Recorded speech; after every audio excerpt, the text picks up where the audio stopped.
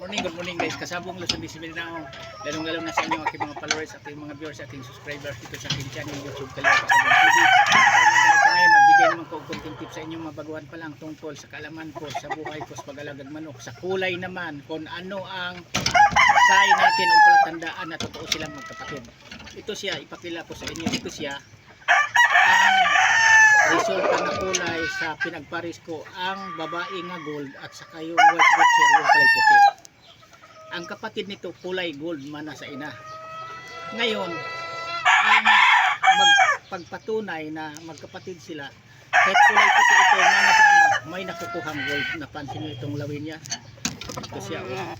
Yan. Gold. Puti siya, pero may halo na gold ang mga kanyang balahibo. Kahit ilan-ilan lang na lumabas na kulay gold, tulad yan, gold yan ang binatik-batik niya dahil ang ina niya gold. Tapos ang kapatid na talaga nito niya, original din na kulay gold man sa ina. Ito siya ang pagpatunay sa inyo pag nagkabuhan pa lang kung magkakapatid, kung pagparisin natin ang puti at saka gold, lalabas din talaga ang kulay sa inahin.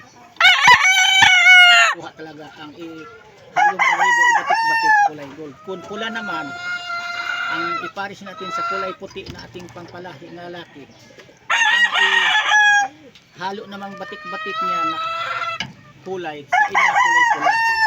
Tawagin kasi nilang sinibalang pang itong kulay. Ito sinibalang na may pagka-gold. Yung iba naman pula o kaya kahit sa itim, makikita nyo yan sa mga itim.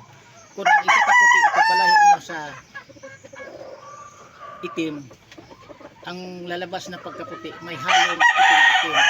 Kung alimbuyugin ang nipalahian nyo sa kulay puti, lalabas yan na may pagkaitim-itim siya na lumalabas sa pagkaputi kung mana o kulay sa mga puti.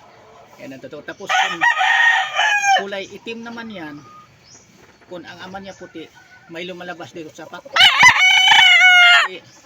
o kaya dito sa buntot niya may ilan-ilan na puti, at saka kung minsan dito yan makikita niyo may tumubo din na bumatik-batik na may pagkaputi, o kaya sa paa makikita niyo halimbawa itim og paa, daliri puti o kaya dilaw. Ibig sabihin niya ang ama niyan puti, o kung hindi puti, gray, talisay o kaya kulay pula na ipares niyo sa kulay itim. Ganyan ang kalabasan na dito sa daliri o sa kuko kung ano ang pinagpares nga linyada. Kasi ang pagparisin mo ang parehas nga itim, bihira yan lumalabas nga ang daliri niya dito may kulay puti at puti.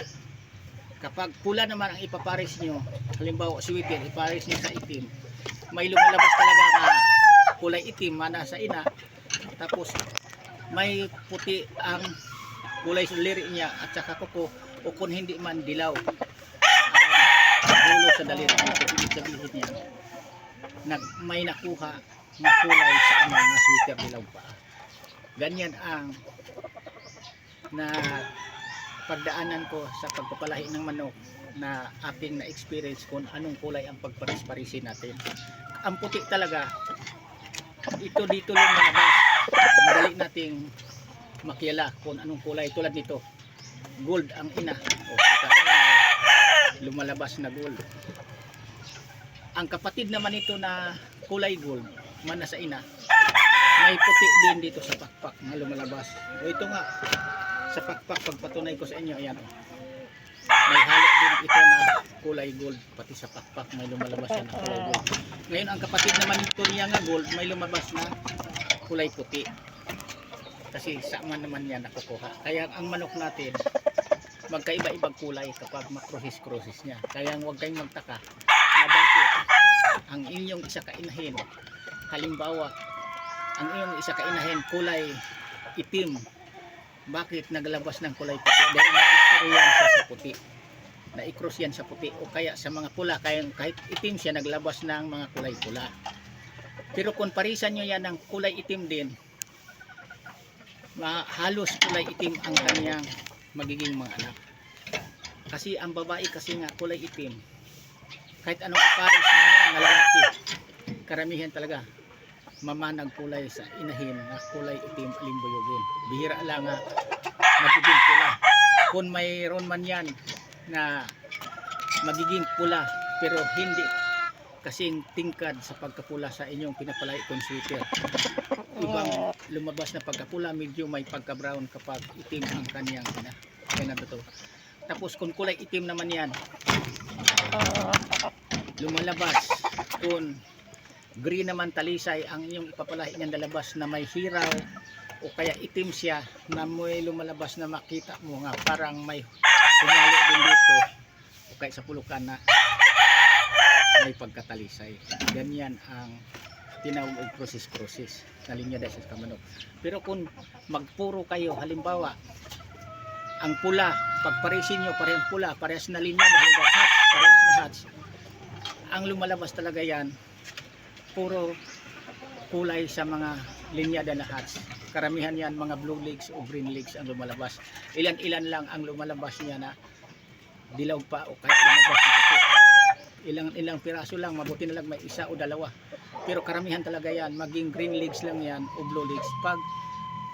Pagparisin nyo ang linyada na parehas na hats na pagkakulay sa kulay. Hanggang rito na ako kasabong, bukas uli iba't paliwanag ko sa inyo. Sana mayroon man lang kayong kunting mapulot o matutunang mabaguhan pa lang tungkol sa ibinahagi ko sa inyo dito sa aking channel. Kung mapanood nyo ito ang kanyang ginawang content video tungkol sa kaalaman ko sa pag-alaga ng ating pinaka-favorite na mga linyada ng mga manok. Yan lang. Thank you. Bye-bye.